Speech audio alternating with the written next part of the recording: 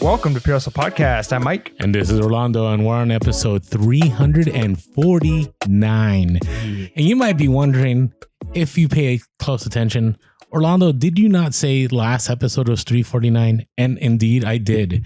But the reason being is that Mike and I have been trying to record episodes just in case, something happens on the move or technology issues come up, and we want to make sure we're still bringing out that content. And so we recorded a couple episodes ahead, and we decided to switch the order. And so that kind of things are going to be a little, I guess funky is the word for the next few weeks, but we're still going to be dropping episodes every Wednesday. Yeah. So this is an update episode. So this is very current. So we're recording this right before we release it. We always try and do that with our update episodes. Sometimes the themed episodes, because we're talking about a topic that's a little bit more general, kind of timeless, maybe even. That we can record those sometimes a couple of weeks in advance. But so update episodes are where we have the opportunity to share what's going on in our life reselling wise, what's going on in the world of reselling in general, and then give you some sweet BOLOs, the things that you should be on the lookout for. That's what BOLO stands for. Things to be on the lookout for that might make you good money if you're flipping from a garage sale, thrift store, local find to something like eBay or Amazon or a local flip. So be on the lookout for those things. And so we love these update episodes. Orlando, what's going on with you? There's a lot. There's always a lot going on with me, and I'm okay with that. It'd be worse if there was no sales and there's nothing to source. Then what would this podcast be about? Right? Yeah, it'd be. Well, we would just have to be a variety show or something. I don't know. Anyways, things have been good. Sales continue to move forward. I would say I have not had a terribly slow week, probably since March, since I started that 50% off. And so I'm happy with that. It has been more work. You had mentioned this before where, going 50% off, you may be making the same amount of money, but you're working more, which is true. I definitely am working more. I know it. And blowing through your inventory faster. I am blowing through my inventory faster, but I'm okay with that. Right now, as you can source it. Now at my main store, my 90-day total as far as inventory. So it used to be where I would have almost 4,000 items. And for that 90 days, I would have maybe, 600 to 800 items sold, which doesn't, go to that magic number that some people talk about 10 items per day. You okay over there, Mike? Yeah. If you're listening to the podcast, Mike is trying to figure something. It's all right. You keep going. I got a cord stuck on something. So you keep going. All right. Keep this podcast organic. And so what I ended up doing is going 50% off. And so instead of having 500 to 600 items selling over those 90 days, now I'm peaking over 1,000. So I'm great with that because that gets me closer to my number. What I would love would be to have 1,500 items in my main store and selling 1,500 items every 90 days. That would be, I think that would be great because that means that my sell-through rate is great. Hopefully that means that my average sell price is doing well, because that's the other thing is I'm being way more selective in what I am sourcing at this moment. And so I'm thinking long-term, I don't want to be in this place where I have a bunch of items that sell for under $20 and I'm only making, $5-6 net profit, right? Which in actuality, that's not really bad if the item only takes you 2 minutes to pack. Yeah. If you've got something really quick to pack, easy peasy. People who are doing media CDs and they're moving through hundreds of items a day. Yeah, it's not so bad when they've got a system in place. But yeah, when you're packing random things every single time, a VCR and then a shirt and then a board game, and then that would be awful. Yeah. And I did have some of those days where it was a board game, and then it was this huge item, like it was a mixer or something, those standing mixers for baking. And then after that, it was a video game. Then after that, it was a sweater. So yeah, I've had those moments, and that's part of, the thing about it, having an everything store. I'm okay with having an everything store. I think it's one of the reasons I've been able to still do well, even though things have changed, and the fact that I'm not niched into one area, and then if that area ends up going down, my whole business is shot. Right. And I put out that warning out there. There's a lot out there saying, hey, you should, niche down to just one. Let's say it's, vintage jeans. But what if people just stop wanting to buy vintage jeans, or, people go from wanting, right now, baggy jeans are coming back. So I do think vintage jeans are going to be great, like Silver Tab and other Genko jeans from like the 90s. But what if that's all you go in, and in 5 years we end up back to the skinny jeans? Yeah. And then you're like doomed. And then you have to source skinny jeans from the 2010s, which would be interesting. Yeah. The ideal situation. So there's the one extreme, which is the everything store. There's the other extreme, which is I only sell 16th century violins or whatever. Well, yeah, but that's a whole different ballgame. Yeah, but those are the extremes, right? So, and then, okay, I'm niched into one thing, RC cars or something like that. But then you've got, I think maybe the best place, and this is coming from two people who are kind of everything stores. So, maybe this is an area we can even improve on. Oh, definitely. But is to be niched into 5, 6, 7 categories. Yeah, agreed, where it's like, I'm really, really good at vintage, CDs, media, but then I'm also really good at, this random collectible thing, but I'm also really good at vintage 90s shirts. And I'm also niched in at, a certain type of electronic that's easy for me to test, and I know how to fix them. And so you've got a wide variety. So you're not putting all your eggs in one basket, but you only have to know a handful of things really, really well, as opposed to you just have tons of things everywhere. And then, so you get flexibility on both ends. But yeah, if you've got 5 or 6 like really solid niches, then if one of them does dip, chances are the other ones are either still going to be doing fine or maybe even picking up. Yeah. And that's where I'm at. I may be an everything store, but I would say I have like 10. You got some focuses. Yeah. Yeah. I have focuses like, I'm still doing Hawaiian shirts, but they're not selling well. Right. So I'm okay with that. But right now I'm doing really well with vintage toys. I'm doing really well with other vintage items. I had that haul with the Doug decoys and the lanterns. What's crazy is all the lanterns sold and none of the Doug decoys have sold yet. Really? Now, I just started listening to Doug decoys, but those lanterns all sold in a week. Right now, the other thing is garage sales have been great. And this was an interesting one I went to. I had to drive up to Orange County, some wealthy neighborhoods out there. And the reason I had to go to those wealthy neighborhoods is my son had to take some SAT tests. And since some schools, especially in California, don't accept them anymore, not that many schools are offering them. So I had to sign him up and we had to drive up there. And so I decided, I was going to drop him off and then go garage sales. And it was a totally different area. And it was interesting because whenever you source different areas, you notice things, right? So for example, I went to, very wealthy neighborhoods, and a lot of the things that in San Diego would have been gone right away were still there, right? Now, what do most of those trucks that carry a lot of items pick up right away? Oh, furniture, right? Yeah. Furniture galore, right? And one of the items I was able to pick up as a result of, and I think it's because of just the mileage, because most of the people that pick up the furniture are from Mexico. They come over and they pick those items up and they sell them at the swap or they sell them down in TJ, and I guess they don't drive up as far. And so what I ended up happening is I lucked out because I showed up, I think at a garage. It was like 9 a.m. It had already been going on for 2 hours, and there was a Herman Miller Eames chair. And if you don't know anything about Eames chairs, if you get like the mid-century ones, those can go anywhere from like $3,000 to $8,000, just a chair. Okay.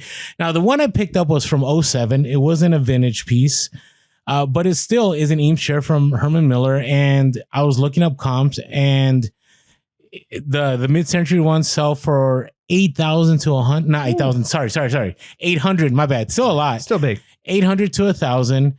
But it depends on what site you're on, because these were on eBay and people had just done auctions, and whatever the auction determines is where they land at. So they end up selling for 8 to 100. And we have an episode coming up where we talk about doing research. And one of the things I mentioned in that episode is, don't just look at eBay when it comes to antique stuff or vintage stuff. And this is a lesson I learned from the lantern that I sold. If you caught our previous update episode about my hustle. No, that's next week. It's next week. Our hustle week. See, I told you guys it's going to be a little bit confusing. So next week, listen to my lantern story. But what ended up happening is I ended up underselling something. And it's because I didn't do my research. And that's why I ended up with my creating a research episode next week, which I think will be very valuable. Long story short, there's like sites like First Dibs. There's other auction sites that you can look to. And the chair I have is actually selling and has sold for $2,000 to $4,000. Right. So I put on auction on eBay. Am I going to get that? I don't think I'm going to, because I think those sites actually have clientele that always go to those sites. Or eBay, it's if somebody just, decides, hey, we need this kind of chair here, But what I will say is at those houses, there wasn't a lot of inventory, but there was a lot of quality stuff. So I picked up like 5 items. I spent $60 and I'm going to make, let's say the chair sells, then I'll make about $1,500, let's say base. Okay. But let's say the chair doesn't sell with the other 4 items, I'm still going to do okay. Right. And so it's just how it is. And then as a result of everything going on with the lantern, with the Eames chair, I started using Worthpoint. I for a long time, I said, I don't need Worthpoint.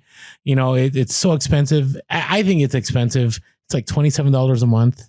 But if you're somebody that's dealing with items that are things that don't come up very much, Worthpoint is definitely worth it. So check out our future theme episode. It's actually episode 350. Let me get the right. It doesn't matter. Just check out research. Okay. I think just keep watching Pure Hustle Podcast, listening to Pure Hustle Podcast. We've got some stuff in the hopper that's going to be really great. There you go. And I started using Worthpoint and it was great. Using Worthpoint was great. And I'll share a little bit more as to why. And then the other thing, just on the last part of the update here, is I'm recognizing that prices continually go down on items. Like people are looking for those deals and people are not willing to spend. For example, Mephisto shoes. Hey, have you sold some Mephistos? Yeah. Okay. Those used to be an easy, you pick up for $5 to $10 and easy $60 to $80 at the very low level. And I've sold plenty of them for over $100, even the sandals for over $100. Now, $30, $40, $50, and people just want that deal. So be careful out there when you're sourcing. And especially if, I know we just dropped a whole episode video about, be careful who you're listening to.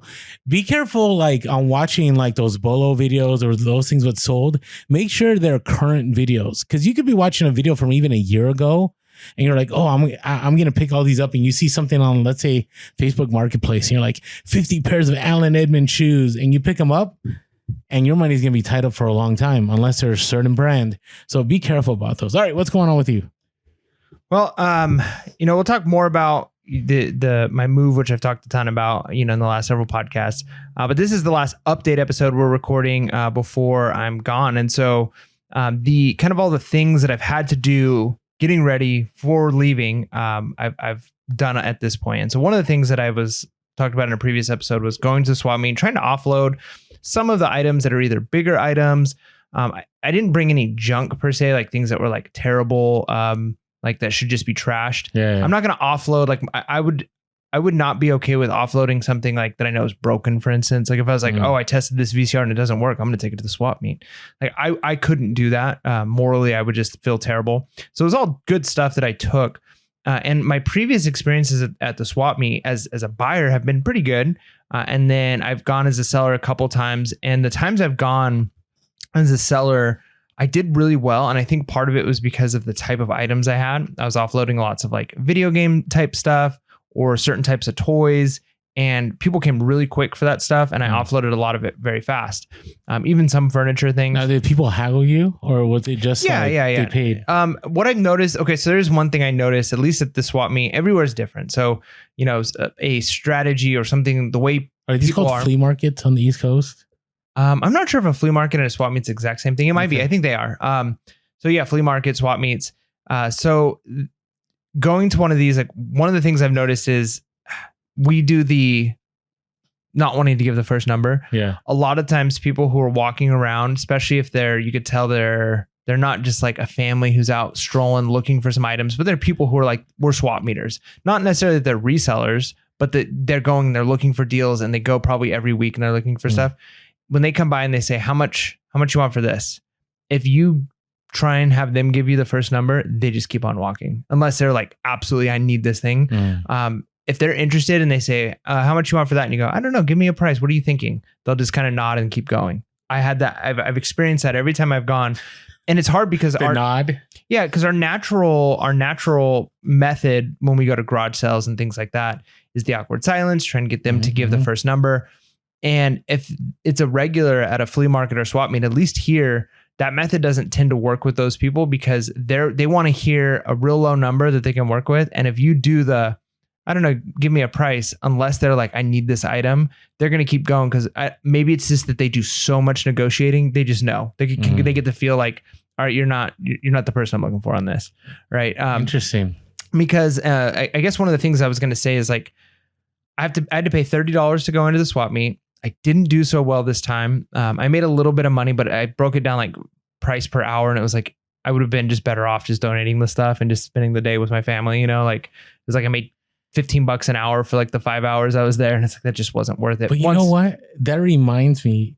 Am I interrupting you? It's okay. It's okay, Orlando. You feel free to interrupt. Jeez. You know, anyways, okay. Do you remember up here? Well, there wasn't a Goodwill up here nearby where we lived. And there used to be like a swap meet up there. And I remember like hustling to make $80. Yeah. Right. And looking back on it, it probably would have been better to spend time with my family. Yeah. And that's what you remind me. I'm just saying. Yeah. Sometimes you got to weigh, like, is it better to me go out there and try to sell a few items or just go, I'm going to go spend time with my family. Yeah. And that's part, I mean, again, it just depends on what you're bringing out there. So I wouldn't say it was huge or very worth it for me in the sense of by the time I paid the $30 to get in, then what I made, and then, you know, it just wasn't worth it. If I was able to get in for free, okay, I would have made a little bit more, maybe it'd have been worth it, type of a thing. But I've noticed, there are a certain couple of different types of sellers at swap meets, at least here in this area, maybe flea markets. And there's some where it's just, because you got, one is like the professional booth where they're selling like they buy in bulk from Alibaba or something like that, and they've got toys, or they've got a food booth, or they've got succulents or whatever it is that they're selling, right? So there's those booths, and there's also like the professional like collectors booths where it's like a booth and they've got like collectible coins or jewelry and like they know their thing. And so those are kind of, I put them in a different categories. They don't really connect with what we do. Then you have the people who they've got their garage sale thing set up, but they have so many things. You can tell they are regulars. They come probably every week. They set up 10, 15 tables. They've got tables full of stuff. They've got tables marked. They've got 3 tables full of tools. They've got 2 tables full of media. And you can tell they come all the time. The prices tend to be pretty low.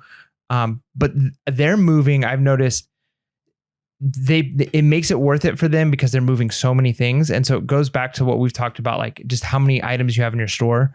And I kind of feel like they probably are making a few $100s every time they go out, but they have to sell through a lot of inventory to make that. And then the other side, there's some that go out and they don't sell at low prices. Same thing. They got a couple tables full of tools, a couple tables full, but the tools, they want like $60 for that, $40 for that. And they sell a handful of things and they make their money worth it. But they have to do that on such a regular basis. It's like they're going and setting up their whole eBay store every single week. Right. And then, so those people that's kind of I would hate to do that. Like it would be fine. Like if that was the only way you could do it. I mean, you're not paying the fees in the same way you pay $30 to go out there every week. So you're paying some fees, but you don't have to necessarily, I'm sure some of them aren't claiming taxes. Some of them are just getting the cash under the table. You don't have the other fees of like, I don't have to promote this item and I don't have to, worry about shipping this item. And is this one going to cost more? And I lost money on shipping. So there are benefits to that for sure. But again, like I would imagine they're probably going to estate cleanouts. They're probably getting donations, however they're getting these items, and they're just getting it in bulk. And then they're selling this stuff.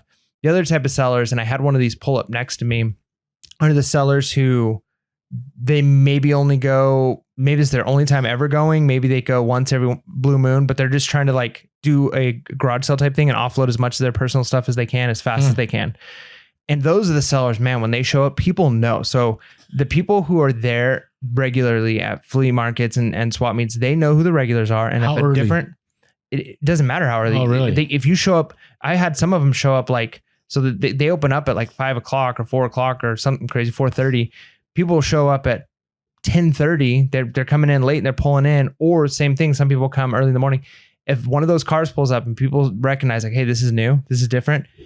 It's like people come from all over, they swamp them. And the guy next to me, man, he was just giving stuff away. I'm listening. I'm like, wait, I need to get over there.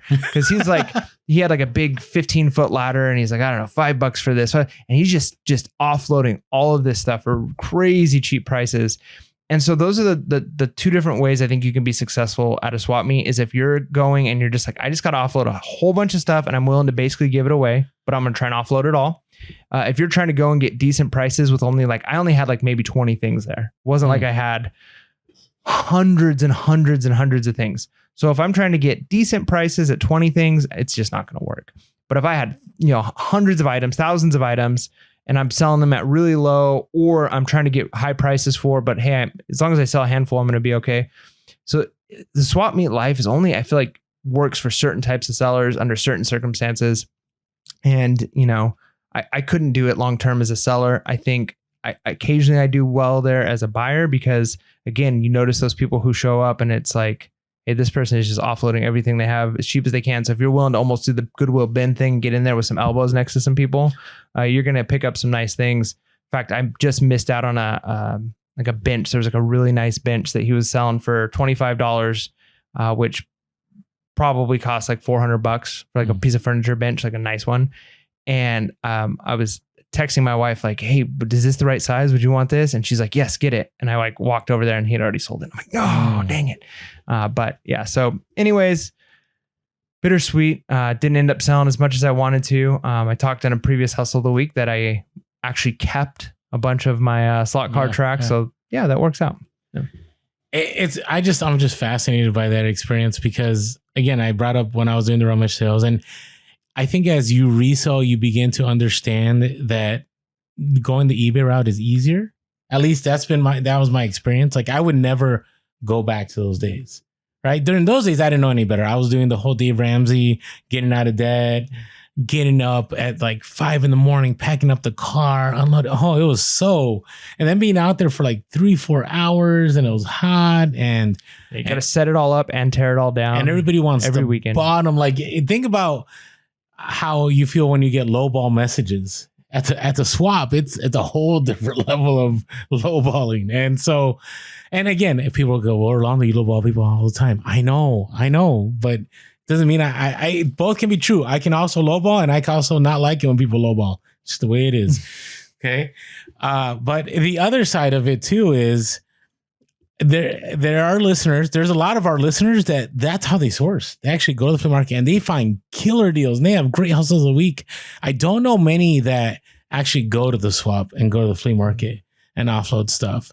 I tried doing a garage sale one time of stuff, and maybe it's because where we live, but it was horrible. Like I remember going to my buddy's house, and the reason I didn't hold it here was because I didn't want resellers to know where I live, And so I ended up doing somewhere else, and it was just a long day, long morning, So, and again, you got to think about that though. Many people don't want to be out there long, so if you get to garage sale later, they're willing to make a better deal because they just want to go home, So, hey, before we move on, great deal just dropped last week, and it's American Bolo Boy is now selling my go-to tape. And if you don't know what we're talking about, go over to our Instagram. We actually had a giveaway where we gave away 24 rolls and to 4 of our followers there. And we may do a giveaway in the future, but I love this tape. And the reason I love this tape is, yes, it's 60 yards a roll in comparison to eBay 75 yards a roll, but how many times have you tell me you've rolled out that eBay tape and like it gets tangled up or it's wasted or it doesn't like actually stick? Yeah. Or if it comes off the gun wrong and it sticks to itself. That's the worst. You have good tape when you can peel it off of itself and it's still like nice and thick. Yeah, and that's my go-to tape. It's been great. I feel that even though it's less, it's actually more because I'm not losing a lot of tape. So you haven't yet, we actually have a promo code for this, even though American Bolo Boy has really low prices, and that's why I don't think ever have offered a code. This time we do. It's a pure hustle. Just go to the link below. You'll get 5% off. You're like, Orlando, it's 5% off. Yeah, but it's 5% off, $34, free shipping next day, 2-day local pickup, depending on where you live. And so it's a great deal. So check it out. Go to the link below. And by the way, there's a lot of bowl wrap, but our code is only for the tape. but go out there, just check it out. Yeah. All right. So you got any random stories here? I mean, not super random, but kind of cool. Talking about regulars, the swap meet. I ran into years ago. I'm pretty sure his name's Matt. I'm so bad with names. I'm like 99% sure. I feel like I know him, but I always get names wrong. Salvation Army? Yeah, Salvation Army. I ran into Matt at the Salvation Army years and years ago. And this is when we had our very first like Christmas episode that was just like a BOLO episode. And he's like, oh, my friend told me about it. I watched this one. So he like watched or listened to just one episode by the time like he saw me. So it's kind of cool. And then now I've seen him at the swap meet a couple times and I've seen him at garage sales. So it's just kind of cool seeing him and, you know, getting to chat again. I feel like this is the second time I've had a chance to talk to a listener about me leaving like in person. And it's kind of encouraging just to like, to hear that I'm not crazy from people who are here, right? Like, it's like, yeah, I get it. Like I'm a reseller here and it's hard. It's just hard here, you know, like not just reselling, but just life in general here. So yeah, it was kind of cool. And then just, again, also a bittersweet thing in the sense of like, it's cool always getting to see a listener out in the wild, but then like, man, this might be the last time I see Matt, you know, like I've seen him out in the wild several times. It's really cool. When you are reselling a lot, you run into a lot of the same people at garage sales and thrift stores and things like that. But maybe now that I'll be in Central Texas, I'll run into some more listeners that I've never run into before, and then we'll have a new stories to tell of new people I met. So yeah, it's kind of, that's my random story. What about you? What's your random story? Well, before we move on, I am looking forward not to you moving. Like, I don't want you to go away, but I'm looking forward to the experiences that you're going to share. New stories. I think it's just going to enrich the podcast. I've said this before, so stick with us. Okay. Like Mike said, our quality is going to continue to be the same and our content is going to continue the same. And, you know, we just want to keep helping people. All right. So my random story, this was interesting to me. So I don't want to go into too many details, but my name's gotten out there that I'm a reseller. And so I was invited to this group of individuals that they help people whenever like they're moving or whenever they're trying to just, you know, move stuff or whatever. And it was just a whole bunch of people. And I was asked to speak about reselling. And I've never done that since like eBay opened, right? I've never been in a group of like, you know, a group of people and share my experiences. And it was just fascinating how much we know in comparison to the normal person. Like Do you get what I'm saying? Like a non-reseller? Yeah. Right. Like I walk into pretty much any place, you know, that a thrift store, even a retail store, you know, go to the swap meet, go to, you know, you're driving down the road and you're like, hey, let's check out the garage sale. Like we can always find value. Yeah. You know? And I want to encourage you guys that are brand new, like that time's coming. Like I'll never forget the early days of like early, like before, you know, before Peter's a podcast, when I was just selling books on Amazon, like textbooks that I would get at teacher conventions. Yep. And I remember one time I went into a Salvation Army and I thought, I'm going to see if I can make money here. And I spent an hour sourcing. And I'll never forget, there was a GE clock, a General Electric clock, a vintage one. And I thought, oh, this has to be money. And I looked it up on eBay and it wasn't worth anything. And I spent an entire hour and I'm like, there's no way that people could make a living doing this. I'll never forget that because I was so frustrated. I think I watched like some Storage Wars and people were making all kinds of money. And now I think about, we've been in the podcast now, we're entering our 5th year. Is that our 5th year or 6th year? We finished 5. Yeah, I think we're going into 6. We're going into 6. That's Holy wild. smokes. That is wild. Okay. So 6 years of the podcast. Okay. That I'm entering my 6th year of full-time reselling. Overall, 12 years of reselling. Okay. And it's crazy to me to think like how much like the common person doesn't know. So don't be discouraged because most people start there. I mean, I was getting questions like the question I got, 2 of them, which I loved being asked was, tell us a real story about behind Beanie Babies. Right? Because people like, still really? Believe Beanie Babies. Yeah, but to them, it's like, I've seen these Beanie Babies sell for thousands. You should say, do you want to hear about Beanie Babies or I could tell you about Black Diamond. Yeah, that was the other one. I could tell you about Black Diamond Disney, but you don't want you to tell anybody else. That was the other one. They were telling me, how about Black Diamond, like Disney tapes? Like, aren't they worth a lot of money? And I had to break it down, right? And I had to tell the story of like, just because something's old, it doesn't mean there's value to it, right? That's one thing that you get trapped in early on in reselling. You see something and it looks antique and you're like, oh, this is worth a lot of money. And you'll pick it up. That was one of the first things I did. I picked up it wasn't a welder. It was like it was a torch. I remember it was a vintage torch and I paid $5 for it. And I thought it was going to sell for hundreds. Like I really didn't do eBay much. And I remember going, there used to be in the area we used to live over and there used to be an antique store. It was like consignment. And they had like 6 different like consignment areas. And I remember I went to the back. It was like a scene from The Godfather. Like the owner sat in the back. She was like smoking her cigarette in the back. She had like the smoker's voice. Nice. And because I asked, I said, hey, I'm trying to sell this torch. I didn't know. Because they did this in like, they would do this in Storage Wars and all those shows. I'm like, I'm sure they get this all the time. And everybody thought I was crazy. They're like, what are you trying to do? I'm like, oh, I want to sell this to the owner here. And they're like, what? Like looking at me like, who are you? Like, what are you talking about? They're like, oh, she's back there. So I go back there and she's like, hey, honey, what do you want? And I was like, I like to sell this like antique torch thing. I'm not really sure what it's at, but how much it's worth. But I think it's good money. She's like, you really want to sell this? And I'm like, yeah. And I paid $5. She's like, $10. And I was like, that's a great return. I double my money. I'm like, sure. Your money. I'm sure. Now, is it possible that it was worth a lot more? Maybe, but I don't think it was. But again, that was me. Like I also picked up at that time, those foldable picnic tables. Yep. Right. I picked those up I picked one up at a garage for $10. I went to the surplus store in El Cajon. You know what I'm talking about? Yeah. I went in there and asked the owner, I'm like, hey, you want to buy this for me?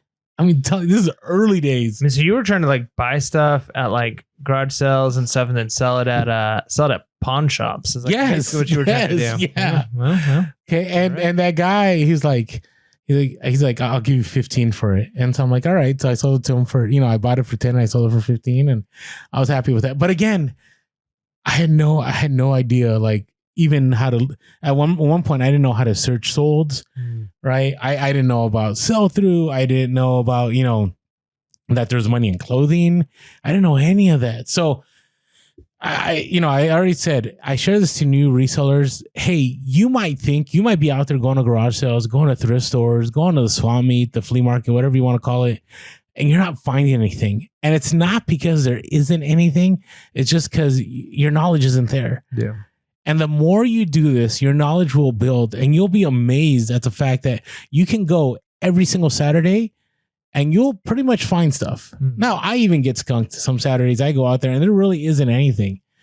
But there's a lot out there. So anyways, this meeting just brought back a lot of those memories because the questions I was getting asked are like, oh, I have a bunch of like 1990s baseball cards. Like there has to be value. And it's like, nope. The same thing happens even like when you tell a friend, I'm expecting this when I move to Texas because, I'm going to have to find a new church and I'm going to have new coworkers. And so it's going to come out like, yeah, I resell. And so, yeah, they're going to, same thing. They're going to be like, hold on, I got something in the back. And they're going to bring out Beanie Baby. How much do you think this is worth? Right. Like I guarantee it's going to happen. It's part of it's fun though. It's fun to kind of talk with people. You don't want to burst anybody's bubble. I had a friend who his community was doing a community garage sale like 3 years ago. And he messaged me. And again, it was Beanie Babies, but like, hey, I found these at the house a few doors down. Like, I picked them up for $5. Think it was a good deal? And I'm like, oh no. I mean, does your daughter want them? Because if so, sure. I mean, like you can't put a price on your daughter's happiness, but you're not going to be able to sell those. And the Beanie Baby is just a funny example, but like those types of things, right? Where people want to ask. And I got asked about Corningware. Okay. Yeah. And even those, there's comps that are like $50,000, $80,000. And if you guys know, we addressed this, I don't know, some episode back, but it's like money laundering. Yeah. It's real estate people trying to get liquidity. There's a lot of reasons why those things sell. Yeah. Listen to every single one of our older episodes and you'll find those stories. You'll find it somewhere. One thing, there's going to be AI where we could do, Gary Vee was trying to do a search of Gary Vee archives. Where you could like put in a keyword and anytime Gary Vee mentioned something, it would come up. Like I would love to do that pure as a podcast because there's a lot out there. Yeah. So anyways, and if you know, let us know. All right. Hey, before we move on, I want to talk to you guys about our Discord. And our Discord is just a thank you for helping us out on Patreon. Patreon.com/PureHustlePodcast. Go to the link below. For $5.55 a month, you can support us. Mike and I just dropped some money on equipment to make this podcast be smooth. And we don't want to miss a beat. We want the quality to be there. And so we do get in a little bit of high-end equipment to make that happen. And so thank you to all of you that support us. If you want to support us for $5.55 a month, you'll also get a link to be able to jump in the Discord, and always appreciate the conversation in Discord. The last conversation I had was about government and taxes and reselling. It was fun. It was great. We're civil in there, so it's always good. But we do have BOLOs, hustle of the week, rants, raves, deals, whatever you're looking for. Yeah, people asking questions, all kinds of stuff, and we are planning to at some point in the future have whether we do it on Discord or YouTube or something. But actually some like videos, because Discord has some cool features where you can actually like do like video calls and things and invite people, or maybe we do like YouTube. But we do basically the asynchronous hanging out, where we're just hanging out through the forums on Discord, answering questions, having a good time, learning from each other. I've learned so much from most of the people. I've learned more from the people in there than I'm sure anybody has learned from me. But same, so we get to do that, but it's also really cool to actually be able to have like those conversations. So we're hoping to do kind of some kind of a backstage once every month or something. Just backstage, just kind of informal, where it's us talking, doing the kind of like similar to like the podcast, but not the podcast, but where the people who are on our Discord can kind of jump in the call and tell us stories, and we can interact like actually live with people. We think that'd be pretty fun. So just a cool extra thing that we're going to be doing for all of our supporters. Cause again, we could not do Pure Hustle Podcast without you guys supporting us. And even if you're like, hey, it's tight right now. I mean, honestly, a lot of the people who get into reselling, they do it because they're trying to save money. We want you to be financially wise, and I don't want anybody to make a decision where they're spending money on something when you could put that towards your business and you can't afford it, right? If you've got a tight budget, then don't do that. But what you could do is just share the podcast, like and comment, follow us on the different social media platforms. We're Pure Hustle Podcast on everything except for Twitter. We're Pure Hustle Cast. Give us a follow wherever you're most active. We're most active on Instagram, so that's probably where you're going to get the most back and forth. And then share our podcast with people. Make sure to leave a like on the iTunes is like the king when it comes to, it's like eBay or Amazon. Like iTunes is the king of podcasts. So if you leave us a review on iTunes, it really helps the word get out there. So for all of you who enjoy our content and support us in those ways, thank you so much. That's the second time in over 350 episodes that you shared the social media. Yeah, I figure might as well get it done. Think about it. Only second time. It's a special moment. We should give like a prize to who could figure out when the other time was. First person to do it gets a one roll of my go-to tape from American Bowl Boy. So you never know. Maybe we'll give 24 rolls. Yeah. So put in the comment. Put it in the comments on YouTube. Yeah. Yeah. Let us know. All right. Are we ready to talk about some important things here? There's a lot going on. We're excited. See, the order kind of threw us off a little bit here. No. We're good. We're going to be talking. There's a lot of stuff happening. Like this is going to be some interesting reseller topics. So interesting. And we're going to be discussing from USPS ending first class mail to eBay. Now is going to be authenticating other items. And I found more information about AI. So let's get into it right after our music. Orlando just explained all the things we're going to talk about, so it would be redundant for me to go through on the ticker again and explain it all. All of this and more on Reseller News. Orlando, take it away. Nice save. All right, so the first thing is first class mail is going away in July. And I think that's going to be a big shakeup. And so let me explain what that means. So USPS is rolling out this thing called USPS Ground Advantage. Okay, so they say USPS Ground Advantage will combine USPS Retail Ground, First Class Package, and Parcel Select services, as well as return options such as First Class Return and Ground Return into a single streamlined ground shipping service. And so what are the things here tied up into this? So the packages will be delivered in 2 to 5 days. So it seems like it's priority, but it's not. Or maybe if they're not getting rid of priority, so I'm not sure where this is going to land. So you can, the best prices are up to 15.9999 ounces. Okay. Okay. Based on weight. And then if it goes up more than a pound, then it goes into like another tier of prices. It says packages greater than 15.999 ounces are charged by the pound up to 70 pounds. There's also free package pickup. So that's different, where before it used to be only priority. Now they'll pick up everything pretty much. And then tracking's included. I'm trying to think. Oh, here's another big deal. So insurance will now be up to $100. Okay. Where before, like first class, there was no insurance. Right. So now there's insurance on everything. The only thing they don't mention here, which I find concerning, is how much it's going to be. Yeah. I mean, if they just say like the best deals will be up to this, weight range. Okay. I need to see numbers here. Yeah. So I need to see numbers to be able to compare with what I'm losing in order to know what the impact is going to be. So I'm already prepping for this. I want to hear your thoughts on this. I've ended free shipping in my store. All right. And let me, before your feedback, here's why. Number one, first class mail is not what it used to be. Like back in the day when I would sell, let's say, a shirt, first class, I think at the highest was like $4. I'm talking about like maybe 2-3 years ago. Okay. Now, if you get into eBay, allows you to do up to 1 pound. It's like $6.78. You're only like 60 cents away from priority envelope, and you're only like $1 away from the padded flat rate envelope based on being a top rated seller and the discounts that eBay gives you. Okay. On top of that, it was interesting because Commonwealth Picker, a friend of the show, Kevin had posted on his video, I forget which video, that right now people are trying to get the best deal possible. And if you do free shipping, you're losing even more money, which I agree. That's what I've been noticing. So for example, I'll have a shirt that is free shipping and it's, I have it listed for $40 and somebody wants 25, it wants it for 25, which is fine. I'll take the 25, but I have free shipping. And so let's say the shirt's a 2XL. Then it ends up being almost $7 to ship. So now I'm down to $18. And then eBay, let's say they just take 10%, that's $250. Okay. So now I'm down to $15.50. Then on top of that, my cost of goods, maybe I paid $5 or $7 for that shirt.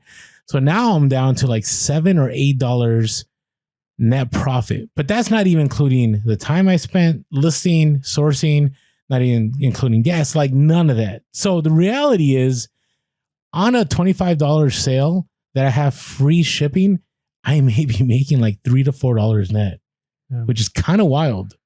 Yeah. The hard part, it's so tough. I mean, certain items, it may be worthwhile, like kind of calculating it into the free shipping price because you might only be making $7 net or whatever you've kind of figured out your number to be.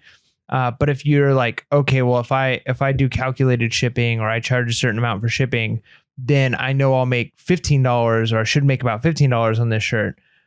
But then if that's essentially $7 more expensive for the buyer, because I mean, somebody's paying that cost, that difference, that might be the difference between that shirt never sells. So now you have got like the option of like, hey, this shirt sells for, and I get $7 net, or I have a potential higher net profit, but I can never actualize that potential because it never sells. So you kind of get stuck in this really tough place where no matter what, whether or not you're offering free shipping or calculated shipping, I mean, I know there's differences of like certain people in different locations, you might end up having to pay more to ship to them. But just in general, you kind of are doing this this calculation of, if I charge shipping, then I can kind of have a lower price. But if I do free shipping, then I can kind of raise the price. No matter what, the buyer's kind of looking at that bottom dollar. So it's almost 6 one way, half a dozen the other.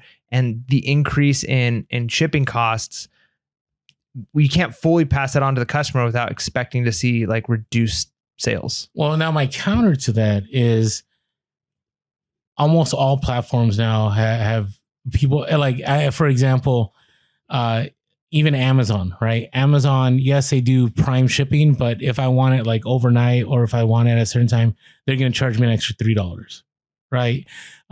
If you buy stuff from Walmart now, unless you do Walmart Plus, they will charge you shipping. And so things are changing. I think as a result of inflation, as a result of the macroeconomics, I think people are more understanding. Now, when I say I'm charging shipping, I'm still not charging calculated shipping. So pretty much anything right now that will be sold via this Ground Advantage, right now I'm charging like $4, right? So $3.99. $4. You should do $3.99. Sounds so much better. I don't like the $3.99. If I go, I might as well do $4.99 then. All I'm saying is, listen, I don't know. This may kill my store, but I want to try it out for a little bit because I got to tell you, it's even crazy. I have some items that I should have never sourced that I've been selling, for like $15-20. And so once I get that best offer of like $15 and it's free shipping, I'm working for free. Yeah. Right. And so do what you may, us, me. I've been saying free shipping for a long time, like built it into the cost. But now I think things are changing. So we'll see what happens. Now, if with this USPS Ground Advantage, if eBay gives some great discounts, maybe I'll go back to free shipping, but gotta tell you, like $7 first class mail is crazy. Yeah. All right. Also, eBay has recently moved to authenticating more clothing now.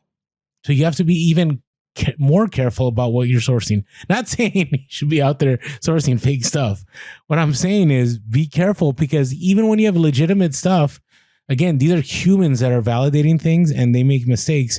You might end up in a bad place. So between Q4 2019 to 2022 of the same period, eBay's luxury category had seen double-digit annualized growth. So it's good for eBay.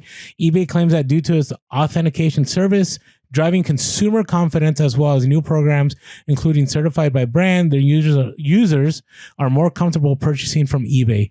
The increased use of eBay for luxury resale has also pushed the platform to be able to deliver a broader selection of premium items. This is from hypebeast.com. The authenticity guarantee service is now added to all eligible streetwear. Now it's streetwear. Bought and sold in the U.S. The pieces are then both vetted and verified by eBay's team through professionally trained authenticators. What makes you a professional at streetwear? I mean, if you know your things, right? I guess so. Do you take a test? I just wonder, probably. Can you put on a job application? Yeah, absolutely. All right. How do you get the job, though, is my question. All right. Are you wanting to apply? Not for these. I don't sell these brands. So, but if it was like certain vintage clothing or toys, I could do it. All right. The authentication takes place with the physical inspection using advanced technical equipment in eBay's dedicated new state-of-the-art New Jersey facility. Wow. In order for the high streetwear brands, it's going to be, I've never seen this one. Amy Leon Dior, Fear of God, Supreme, Off-White, Palace, and Stone Island, and Bape to be authenticated. They have to sell for more than $200. Okay. The inspection features multiple point inspections by in-house experts, proof of authentication, and verified returns. So I think it's good. But they're even expanding more. They said by the end of September, eBay will expand its authenticity guarantee to other brands such as Adidas, Balenciaga, Burberry, Cactus. Why are they even in business still? Balenciaga. Anyways, Burberry, Cactus Plant Flea Market, Chrome Hearts. I don't even know. I'm not going to list all these brands. Just a lot of them. So just a lot of stuff but again, I can't afford. Again, there's a price limit on there, and one of the nice things is obviously eBay is doing this for a reason, and there is the potential of like it's annoying if we send something in and then it's like I'm pretty sure it was real, but then they said it wasn't. There's potential for error, human error in that sense, but I would say for the most part, you've got to trust that the people that are doing this know what they're doing. And if nothing else, it gives extra trust to the buyers on eBay. So if you are a seller, I mean, the cost is eventually going to be passed on to somebody. So I feel like it's going to probably be the sellers. But when it comes down to it, if more people are willing to go to eBay to buy the types of things that you're selling because they know that they can trust what they're buying off eBay, that's good. That's good business. And so even if it's like high-end, the people who are buying high-end shoes, high-end streetwear, they know what they're getting is good off eBay. Hey, maybe while they're on eBay and they're like, oh yeah, there's this cool Lego set that I used to really like when I was a kid.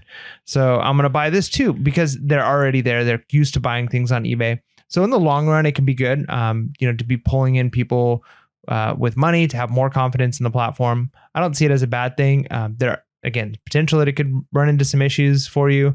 But in the long run, if one of the eBay people send it back saying it was fake, there's a good chance a customer would be doing the same thing. And then you're running into an even bigger problem. So it's really, again, 6 one way, half a dozen the other, and allowing more buyer confidence, which is not a bad thing. Yeah, I agree. I mean, the only time I've picked up anything that was fake was by accident. It was 2 Supreme t-shirts at a garage sale for $5 each. Yeah, you can't be too shocked. But they had the Supreme bag with it, right? So I'm like, these can't be fake. Now, I still think they're authentic, but the person that bought it said they were fake, and I'm like, whatever, just send it back. And I just haven't listed it again because I don't want to get in trouble. You're probably right. Like, what's the chance that the person who bought a real Supreme would not be selling it at a garage sale for $5? You know, like, but they had the bag. You know what would be really cool? eBay, you should do this. If there was a way that you could just scan it with AI tools when you're sourcing, like, I think that'd be pretty awesome. You know, that would drive a lot of people to the app. So, anyway, just some thoughts. Now, speaking of AI, so we had thrown around last week or whatever, the last update episode that we talked about AI, how, you know, it'd be cool if AI did these things. And some of the things we were like, oh, you know, that'd be cool, but that's not going to happen. Well, it's actually happening. And I just found more stuff. So let's go to the first one. So ChatGPT, you know, the new update. We had talked about how the CEO of eBay, Jamie Leon, had said about that. You know, here's a quote. He said, we're in the process of integrating the ChatGPT API into our core listing flow, and will soon launch a beta release of a plugin that enables sellers to automatically generate text for the item description based on known attributes. Okay, but it's, so to clarify that, it's actually a little more. According to the CEO, you'll soon be able to pre-populate categories and item specifics from a single photo. So you just upload the photo and the AI is going to read everything and it's going to populate everything. Now, I'm sure there's going to be some error, right? That you're going to have to tweak a couple things, but that's far better than having to go in there and enter them or do the sell similar. Yeah. And like, again, it's one of those things where it's a tool, right? Like, no tool. I mean, maybe we get to a place where things are completely automated, but no tool completely automates anything. Like, if this is something that gives you leverage, it makes the job a little bit easier. And maybe some people know how to use it better than others, but you still have to know how to use the tool. And it's still going to take human input and the human touch, right? So it might give you a general description of something, but then, yeah, you're going to have to go in and correct the mistakes, So the people who are going to be lazy with this are either going to not use the tool at all or use it incorrectly.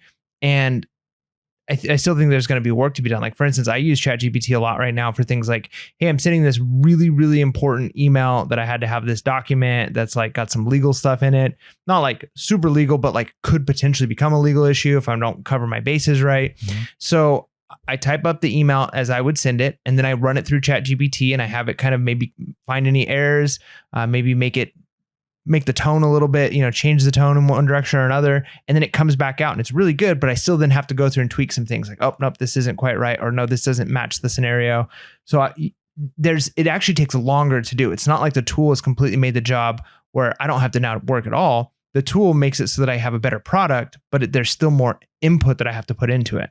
Yeah. And so I think that could be the case with this. So a tool like this could make lazy people, and maybe I'm wrong, maybe it completely automates and you barely have to correct anything, but I think it'll make it where lazy people end up with more errors down the road where they're going to have to correct, and customers are going to get something and be like, hey, your description says this and it's not. It still happens to me now. So that's possible. And then it's going to take people who are willing to leverage this and say like, hey, it did 90% of the work for me. Now I'm going to do the other 10% and make it just that much better.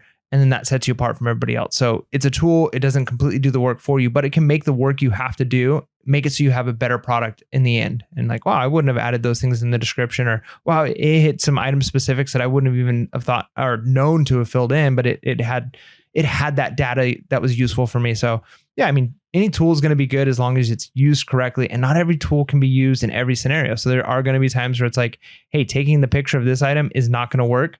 And if you're relying only on that tool, then you might get stuck. Whereas you're like, this one, it'll work for these items. It doesn't work for these items. And we'll just have to see what that case is as we start to get the rollout on this. Yeah. I mean, even remember when the automated remove background, we saw that, we were like, oh my gosh, it was mind blowing. I remember that. I had the video still. Yeah. It's okay. All right. Now, this other one I found fascinating. So this is from the Washington Post. This is from their climate coach. Michael J. Corrin said, the title of the article is Why You Should Buy Everything Used. Now, I was reading this because I always like just to hear people's thoughts, but the information that was on here, I'm like, why isn't this being more talked about? And I kind of knew that some of this was happening, but I didn't know at what level. So let me just get to the AI stuff. They talk about a whole bunch of other stuff in here. But I'll start here. It says Craigslist and eBay were once the biggest games in town. Today, dozens of companies are competing to resell goods online, targeting products including clothing, furniture, and electronics. Shoppers attracted to lower prices, unique finds, and sustainability have been happy to splurge. And in 2021, it was 178 billion, and they expect the number to take off. But this is what was interesting. Goodwill. Before now, it sorted through billions of pounds of used goods by hand. Okay, deciding what to sell, right? And we've seen that when we watch videos, or sometimes there used to be a store. I used to go to the back of the store and I watched them do it. Those are the good old days. Deciding what to sell, toss or ship overseas. Only about half of the load deemed suitable for retail made it onto shelves, according to the company. Less than 1% of Goodwill donations were listed online via eBay or its own sites. Machines are now doing more of the work, and we actually know the owner of this company. Machines are now doing more of the work. Several Goodwill sites use technology from the startup Hammock to deploy cameras and AI that automate the sorting and listing of secondhand goods. In places like West Palm Beach and Miami, workers feed clothing into machines that photograph it, set the price, and post it online. Hammock says it can process a piece of clothing every 7 seconds. Wow. If scaled up, that's potentially transformative. Let me enunciate that. Transformative. Using technology like this, Goodwill Finds has launched a new site licensed by Goodwill to process and sell thousands of items from across the country, emulating the experience of shopping at Amazon. The site has sold nearly 200,000 items since launching in October, and it plans to reach nearly 1 million by the end of the year. IT in most categories, 99% of what's available out there now, you can find something comparable and used now, said Matt Kness, a former e-commerce executive at Walmart, now running Goodwill Finds. Hammock CEO and co-founder Sid Lunawat foresees this technology making Goodwill and other resellers efficient enough to profitably sell items for as little as $1. Eventually, a version of it may make its way into your phone. An app will photograph an object, recognize it, price it, post it online, dispatch someone to pick it up once it has sold. If you could just take a photo of a product, it would sell itself. That's what we want to do, says Lonawat. Even if he admits that big advances in processing and shipping costs must happen to make that a reality. Yeah, I mean, I've never actually been on Goodwill Finds. I'm doing it right now. And I mean, their prices are like eBay prices-ish. But like, yeah, I mean, I just in Patagonia, and there's like Patagonia jackets and sweatshirts for like $35. I wonder how many of these are done through that Hammock. I mean, these look like they're hung. It looks like probably workers doing. I'd be interested to see what it looks like. Here's one where you could see a worker like with gloves on, holding the tag, which is a big eBay. So bad picture for that one for the first. So picture. I'm not seeing what they're saying on this news story on the site as you're sharing it right now. But to me, let's say it's not. Let's say it's just sourcing them. Like, they're putting money in the scanner, and the scanner's like so for example, you have those devices that like say, hey, this item is good. This item is bad, rejection. Right. And maybe it's doing that. It's combing through it, and then it's telling them, what the value is. And so a lot of the work is already being cut out. So I definitely, this is everything I had talked about, I think 3 weeks ago, that what if AI was able to do this? And now it's actually a reality. It's actually happening. So to me as a reseller, this tells me even more. I need to make sure I get in between the thrift store and the person trying to donate or trying to move the stuff, because it's going to be very hard to go to thrift stores. I don't even see thrift stores even seeing the need to be open anymore. The reason being is like a lot of people say, oh, thrift stores are for the poor. Not really. Goodwill, which we infamously called the store that shall not be named. Dun, dun, dun. Okay. Savers, all these other places, I believe Savers, what they do is they aren't selling to the poor. They're selling to people that want to buy it. They take those proceeds and then they fund these programs to help the economy. I mean, not the economy, help the community. Yep. Right. And so if this is going to give them big profit base at low cost, why open a thrift store anymore? Yeah. Right. Why not just have these donation centers and then these donation centers send them? It's funny because thrift store people do listen to our podcast, but they probably already thought this through.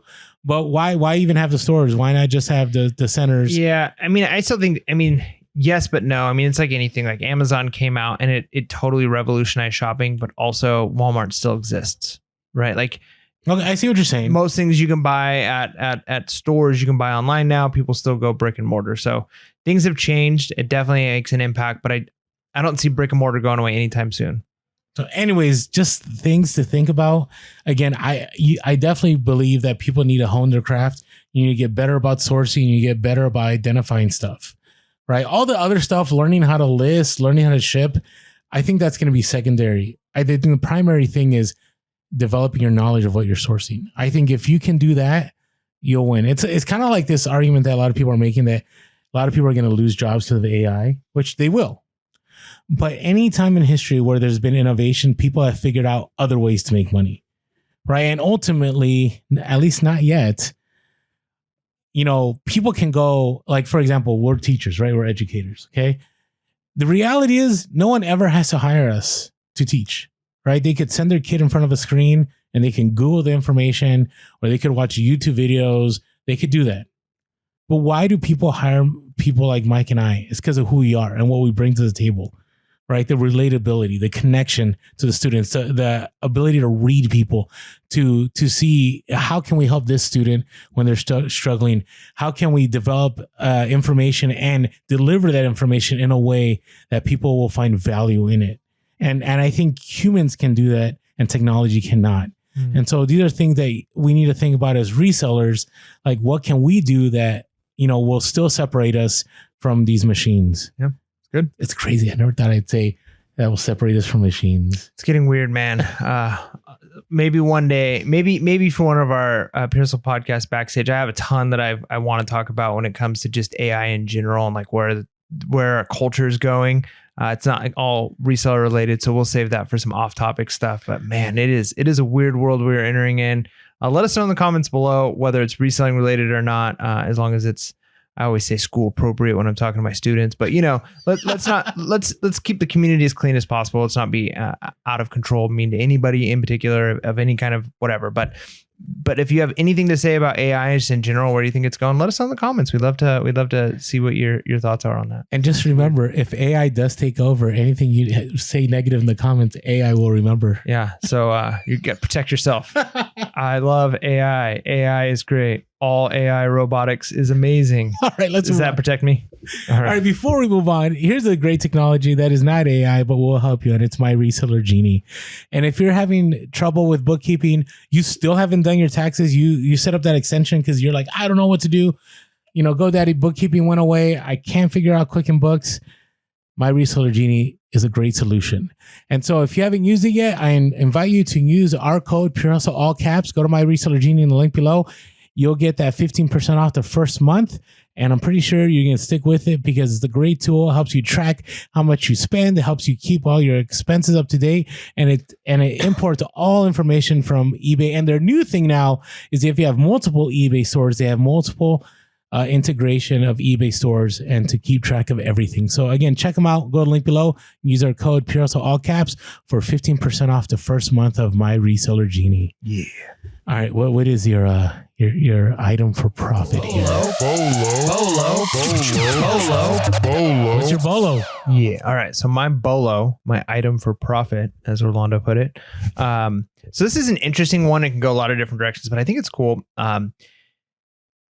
Because sometimes we get so in our own niche, and I feel like I'm into some interesting things. Like here in California, NASCAR is not really huge. So like knowing that I know some NASCAR stuff, like it matters for a lot of people around the world, or at least in different parts of the United States. Now, here's one that, again, a lot of Americans aren't necessarily into, but at a certain time of the year, I think the interest peaks. And so that is going to be cycling stuff. So July 1st starts the Tour de France. And I think this year, Tour de France is going to be even easier for people to stream. They're putting it on NBC. Like used to have to like have the NBC sports package in order to be able to watch it. They'd put parts of it on TV, but now it's like anybody with the app. So you used to have to pay like $60 a year. Now you can pay like the $2.99 a month or whatever it is so more people are going to be watching it every year. The Tour de France. Again, you might be like, oh, I don't watch that. That's dumb. But the reality is so many people do. Like so many people, even if all year long, they don't even think about cycling. And then all of a sudden it's like, oh, the Tour de France is on. And I know every year I kind of get into it. I know lots of people who like, they just grew up watching it on TV when it was on. They grew up listening, talking about, Lance Armstrong and all those things. So like, I think that the excitement, whenever there's excitement for something like that, then the items associated with that are going to go up. So maybe like every so often I find like Tour de France, like memorabilia, occasionally that will sell. But even just cycling stuff in general, because if you're the kind of person who all of a sudden Tour de France is on, you're like, oh yeah, I should get my bike out. Oh, you know what I need? I need some new clip-in shoes, or I need, I should update my bike. I should get a new bike seat, or I should get, these are all things Orlando and I have sold. We've sold shoes, we've sold bike seats, we've sold different bike equipment. I've sold quite a bit of cycling stuff.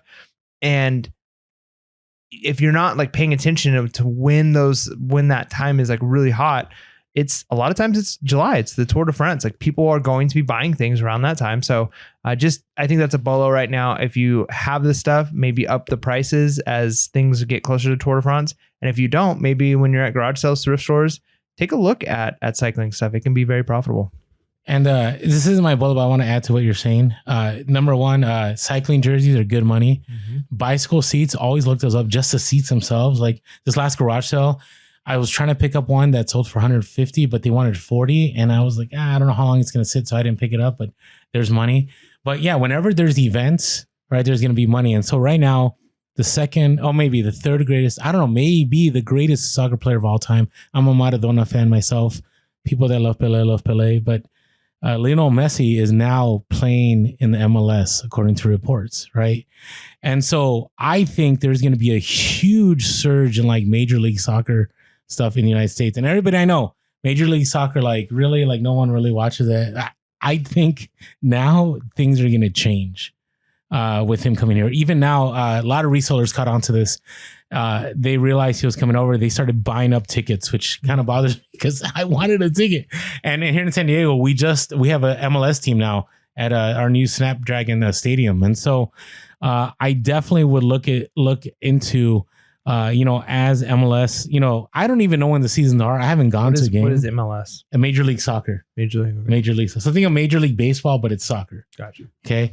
But Messi is the most famous person, probably next to Ronaldo on the earth. Okay. Huge. I don't know how many Instagram followers this dude has, but let's see just for kicks. So you understand, because a lot of us in America, we're very American centric and we don't know about the wider world around us. So Lionel Messi on Instagram, if my Instagram will pull up, has 469 million followers. Okay. All those American influencers don't even come close to Lionel Messi. Right? Not even close. I mean, we can throw in anybody in here. Let's throw in The Rock. You want to put The Rock? No, I don't think The Rock has. Lionel Messi has 469. Dwayne The Rock Johnson, how many do you have? How many you follow? Oh, wait, come on. No, why didn't it didn't even pull up his account? That's how non-famous he is. Yeah, right. Okay. You're crazy. Okay, all right, here we go.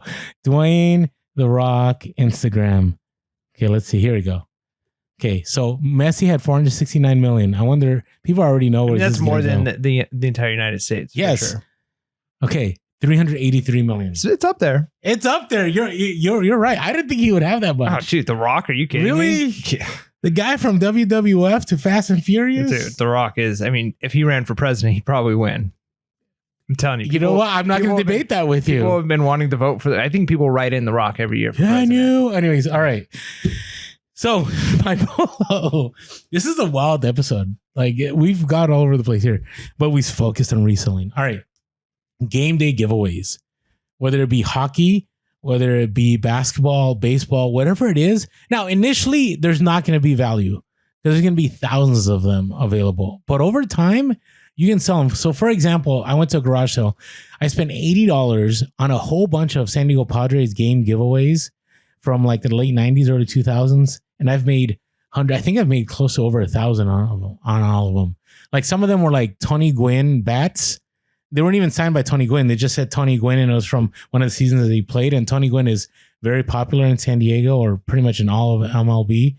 And I've sold like his bobbleheads that were given away, his bats, shirts, jerseys, you name it, for good money. So don't shy away from game giveaways. And I'm not saying, go to games and like hold them in the garage for like 10 years because they may still be worth nothing in 10 years. But when you're sourcing, definitely take a look at what's out there. All right. What are you looking forward to here, Mike? Honestly, I don't have a lot just because there's so much going on right now. I feel like I'm busy, overwhelmed emotionally with just, saying goodbye to people and all of that. So I guess if I'm going to try and keep it resale related. So we mentioned this is the last update episode we're going to be recording side by side. The next time we record an update episode is going to be a test of our remote equipment. Haven't left at the time of the recording. I don't know. Maybe we change things. I'm not sure exactly. We'll have to talk about the timing of all of this.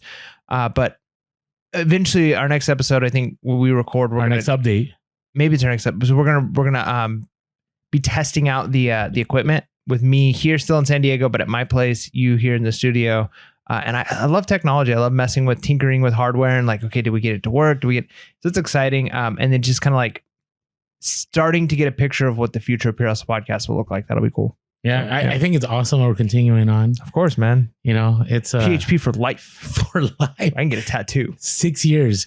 You 3 children have been born in your family since the start of the podcast. 2. 2? One was just a baby. Just a baby? Just really? a little tiny, tiny nugget. So much has changed. Yeah. Okay. I'm looking forward to, I'm not looking forward to it, but I do need to organize for taxes. Luckily, I've been super dependent on my reseller Genie to just keep everything for me, but I need to get into the details in there and sort that out. And then I'm looking to, work new connections. A door is open for me to have a lot more connections. Actually, this last week, I've had like 3 or 4 texts about impossible inventory. Nice. And if I can have that going, the only time I will probably ever source will be garage sales. Oh. And so I'm looking forward to that. I think it's going to help me scale. I'm definitely looking forward to scaling here. I'm just excited. It's funny because I thought this time, because things were bad like 5-6 months ago. Yeah. And I even talked about I don't know how much longer I can do this. And now I'm like, I could keep doing this. Yeah. Yep. So anyways, hey, hopefully you were able to gain a lot of knowledge or at least be entertained, get some listings done, whatever it may be, during this last hour or so of the podcast. And appreciate you tuning in. Make sure to smash that like button and please leave us an iTunes review if you haven't yet. With that being said, make sure to be real, be relevant, and be reselling. Late. Peace.